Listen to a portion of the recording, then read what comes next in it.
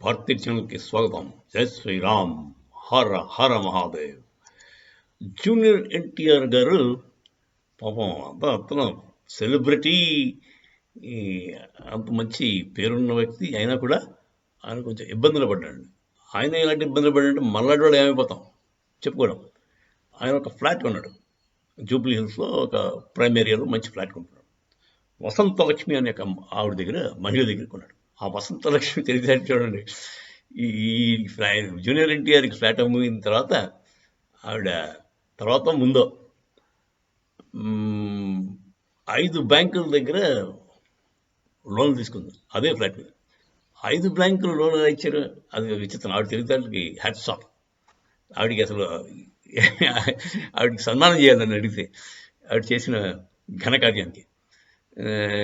ఆవిడ ఏంటంటే 5 బ్యాంకుల దగ్గర లోన్ తీసుకుంది.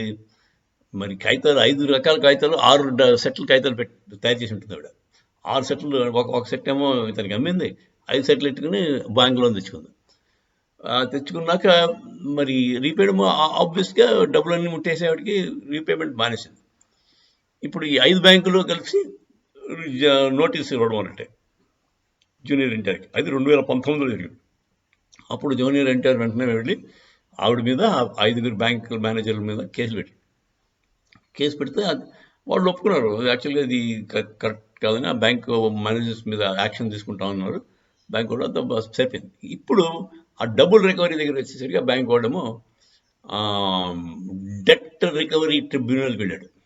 డెట్ రికవరీ ట్రిబ్యునల్ అని ఒకటి ఉంటుంది కదా, నా డబ్బులు నేను రాబట్టుకోవాలి అని వాడు వెళ్ళాడు. మరి ఎక్కడ రాబట్టుకోవాలి వాడు రాబట్టుకోవాల్సింది ఆ మేనేజర్ దగ్గర. మేనేజర్లు వాళ్ళు మోసం డబ్బులు తినేసి డిస్బర్స్ చేశారు. సో మేనేజర్లు జీతాల నుంచి కట్ చేయాలో, లేదంటే వాళ్ళకి రావాల్సిన పిఎఫ్లు, ప్రావిడెంట్ ఫండ్ దాంట్లో రికవర్ చేసుకోవాలి. అది కరెక్ట్. అలా వేయడం మానేసి వాళ్ళు మళ్ళీ జూనియర్ ఎన్టీఆర్ తాలూకు ఇంటి మీదే వచ్చి దాన్ని అమ్మేస్తాడు. అమ్మేసి ఆ డెట్ రికవర్ చేసుకుంటామని వాళ్ళు అంటున్నారు. అది మరి దానికి తను వెంటనే హైకోర్టుకు దానికి వెళ్ళారు. కాకపోతే అది నన్ను అడిగితే అది నిలవదు. ఎందుచేతంటే జూనియర్ ఎన్టీఆర్ ఆల్రెడీ 2019లో కేసు వేసాడు కదా. ఆ కేసుకి లింకులు చూపించాను. బాబు నేను క్రిమినల్ కేసు ఆల్రెడీ పెట్టాను వీళ్ళ మీద, ఆ కేసు తాలూకు డీటెయిల్స్ ఇవి. మరి అంటే మరి డెట్ రికవరీ ఎవరిదైతే చేస్తాం, వాళ్ళు క్రిమినల్ యాక్షన్ ప్రూవ్ అయిపోయింది. 5 బ్యాంకులు ఒకే ప్రాపర్టీని ఎలా ఇచ్చే ఫస్ట్ థింగ్. ఆ లేడీకి తెలిసేట్లు అమోఘం, అఖండం. ఎవరు వసంత లక్ష్మి ఆవిడికి సన్మానం చేసి కోచింగ్ క్లాసెస్ అది పెట్టించారు. ఆవిడ చేత బ్యాంకులో లోన్ ఎలా ఇవ్వాలి అన్న విషయం మీద ఆవిడ దగ్గర క్లాసులు తీసుకోవాలి మనందరం. సరే, ఆవిడ అది ఇంకోటి ఈసీ అంటే encumbrance certificate, no encumbrance certificate తీస్తూ ఉంటాం. ఒక ప్రాపర్టీ కొనుక్కోమన్నందుకు దాని మీద బ్యాంకు లోన్ ఉన్నాయా లేదా అని తెలుసుకోవడానికి ఈసీ అని ఒకటి ఉంటుందండి, ఎంకంబరెన్స్ సర్టిఫికేట్. అది ఆన్లైన్ వచ్చేస్తుంది, అది తీసుకుంటాం. దాంట్లో చెప్పేస్తుంది ఈ బ్యాంకులో ఇంతలో ఉంది. మరి ఈసీ లేకుండా ఎలా మేనేజ్ చేసింది ఆవిడ? ఒక బ్యాంకు లోన్ ఉండగా ఇంకో బ్యాంక్ లోన్ ఇవ్వదు. ఎందుకంటే వాళ్ళు చెక్ చేస్తారు ఆన్లైన్, ఈ బ్యాంక్ మీద ఎన్ని లోన్స్ ఉన్నాయి తెలిసిపోదు.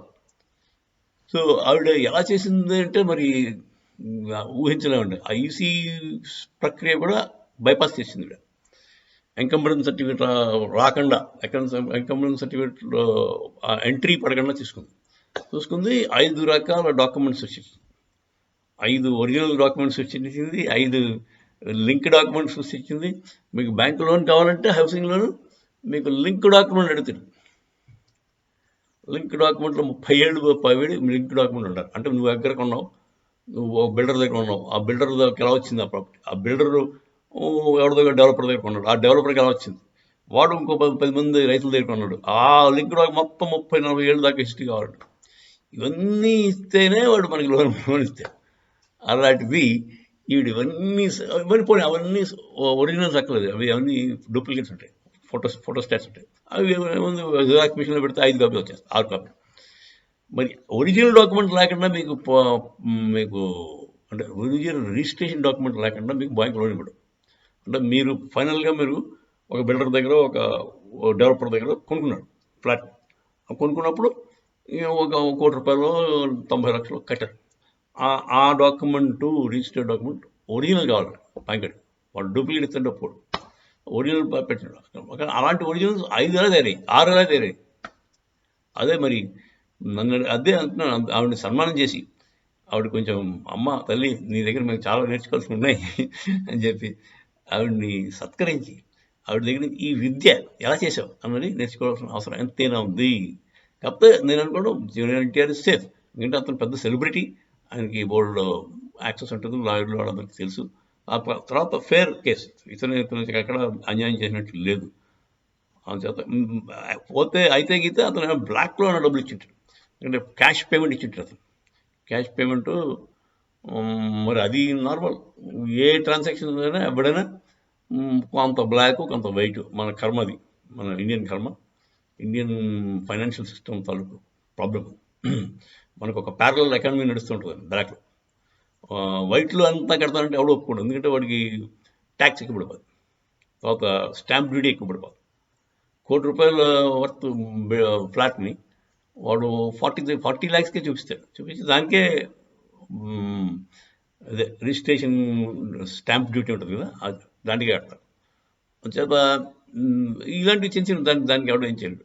ఎన్టీ రామారావు గారు, జూనియర్ ఎన్టీ రామారావు గారు కూడా మామూలుగా అందరి పద్ధతిలోనే వెళ్ళి ఉంటాడు, అంతకు ఇంకో దానికి ఆల్టర్నేటివ్ లేదు. అందుచేత లెట్ us హోప్ అతను ఈ కష్టం నుంచి బయటకు వచ్చేస్తాను అనుకోవాలి. ఇది పెద్ద కష్టం కదా ఆయనకి, ఇలాంటి బోర్డు ఉండొచ్చు, ఆయనకి పెద్ద విషయం కాదు, అయినా కూడా కొంచెం ఇబ్బంది, చిన్న ఇబ్బంది. జై శ్రీరామ్, హర రామాదేవ్.